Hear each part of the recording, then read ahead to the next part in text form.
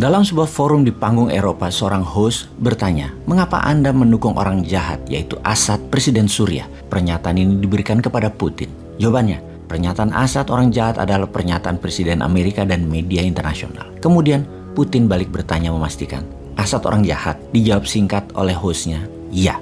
Maka Putin pun berkata, "Kami bukan melindungi Presiden Assad, melainkan melindungi negara Suriah. Kami tidak ingin Suriah menjadi seperti Libya, menjadi seperti Somalia, atau menjadi seperti Afghanistan, di mana kehadiran NATO di sana selama bertahun-tahun tidak membuat perubahan yang lebih baik." Apakah Assad membuat kesalahan? Ya, mungkin banyak. Tapi apakah orang-orang yang menentang itu malaikat? Siapa yang membunuh orang-orang dan anak kecil di Suriah? Siapa yang memenggal kepala orang? Apakah ISIS yang mendukung Amerika yang melakukan itu yang harus kita dukung? Anda tahu bahwa kami dan Amerika memperdebatkan tentang kawasan mana yang harus digempur, mana yang tidak. Di sana ada kawasan yang tidak boleh diserang. Kenapa? Karena ada banyak pasukan militan oposisi moderat. Di sana sekutunya Amerika. Tetapi di sana ada juga ISIS, ada Jabhat al-Nusra. Di kawasan itu semua bercampur. Jadi kamu tidak akan tahu siapa-siapa saja yang ada di sana. Jadi mereka seharusnya, oposisi moderat tersebut, memisahkan diri dari teroris-teroris ISIS, al-Nusra,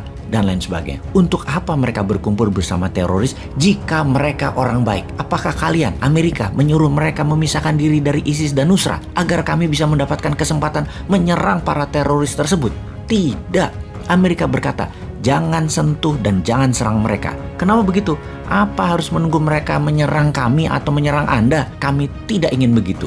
Mengenai korban yang tewas dari penggunaan senjata termasuk senjata kimia, semua itu adalah kesalahan informasi. Untuk saat ini, kami sangat meyakini bahwa itu hanya hasutan. Assad tidak pernah menggunakan senjata yang dituduhkan.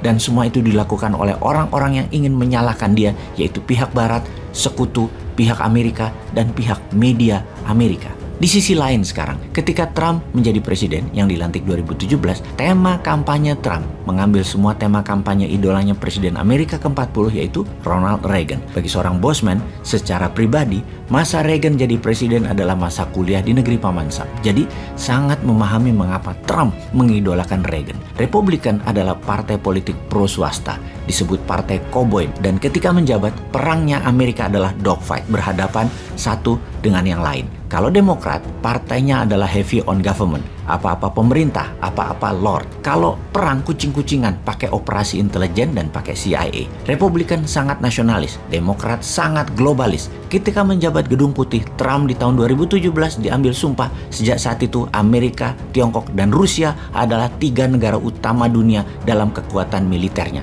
Sejak saat itu, Bosman darahnya mengalir deras karena sangat ingin Indonesia menjadi negara keempat secara kekuatan militer dan kekuatan dominasi ekonominya. Dengan strategi printing money dan mengenolkan bunga deposito, strategi kuantitatif easing, pelonggaran fiskal, uang akan membanjir dengan proyek-proyek swasta, utamanya UKM berproduksi dengan bahan baku 100% lokal. Indonesia dalam waktu sekejap akan sejajar dengan ketiganya melalui strategi ini. Namun, ini semua menjadi mimpi ketika di kabinet ada yang memuja hutang, anti bisnis swasta, UKM, mengetatkan kebijakan keuangan, kredit rendah, uang beredar hanya 44%. Maka hasilnya ekonomi jalan di tempat, tidak bergerak leluasa dan menjadi budak investor-investor asing. Dengan strategi invest in my country, dengan hutangan dan proyek yang menguntungkan investor. Bentar, kalimat ini nyinyir ya.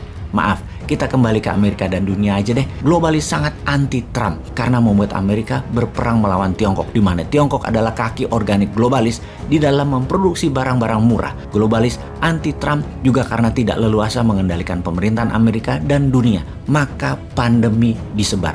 Pandemi menjadi senjata politik awalnya untuk menjatuhkan Trump. Ketika Biden menang, maka pandemi menjadi senjata ekonomi bagi big farmasi untuk panen ke seluruh dunia. Banyak analis pertahanan pernah mengatakan kalau Trump masih jadi presiden, pandemi corona akan diserang globalisnya dan dunia tidak ambyar seperti sekarang. Panjang dan banyak penjelasan Bosman akan hal itu di tahun-tahun kemarin. Percayakah sahabat, kalau Trump jadi presiden saat ini, Ukraina tidak mungkin diserang Rusia. Rusia menyerang Ukraina sekarang karena ada satu kalkulasi kepastiannya. Sangat yakin NATO tidak akan membalas. Yakin Amerika tidak akan masuk berperang frontal secara militer. Paling jauh adalah menggunakan sanksi ekonomi. Walau perang besar bisa saja terjadi, namun untuk menolong Ukraina, Amerika dan NATO tidak bergerak banyak. Mengapa? Karena Amerika kalah di banyak front di berbagai pertempuran, baik militer maupun perdagangan. Di zaman Biden yang sudah mulai peluang lupa ini. Biden merupakan presiden Amerika terlemah sepanjang masa modern ini. Inilah masa yang untuk kedua kalinya New Mind getem-getem gregetan. Pertama di tahun 2017,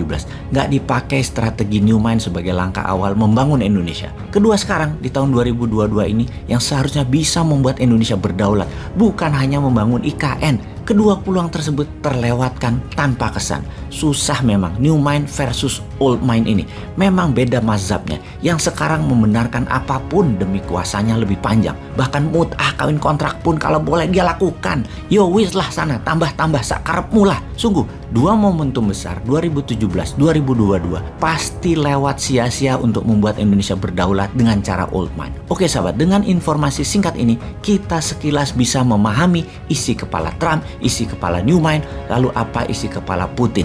Ini adalah pelajaran yang penting untuk bisa Indonesia memimpin dan menjadi negara berdaulat. New Mind itu mirip Trump dalam ekonomi bernegara, yaitu pro swasta namun bukan ke oligarki tapi pro UKM. Mirip Putin di sisi bernegara, anti New World Order, anti sekutu Amerika, anti NATO, dan anti economic warfare ala Tiongkok dengan debt trap-nya. Tiongkok hanya mitra dagang kalau sama kita nanti. Sayang Old Mind kemakan dengan mengambil uang Tiongkok yang menjadikan kejebak hutang. Hutang dagang dengan menyedot aset sumber daya alam Indonesia. New Mind meniru Putin dalam membangun kekuatan militer dengan membuat Department of Warfare, menggantikan Departemen Pertahanan, dan meniru Tiongkok, yaitu melakukan hal yang sama. Hutangi negara lain untuk penguasaan dominasi ekonomi, terutama di negara bahan baku kebutuhan industri Indonesia dan negara pembeli produksi Indonesia dikendalikan melalui ekspansi ekonomi. Pokoknya gitu deh New Mind, nyeleneh.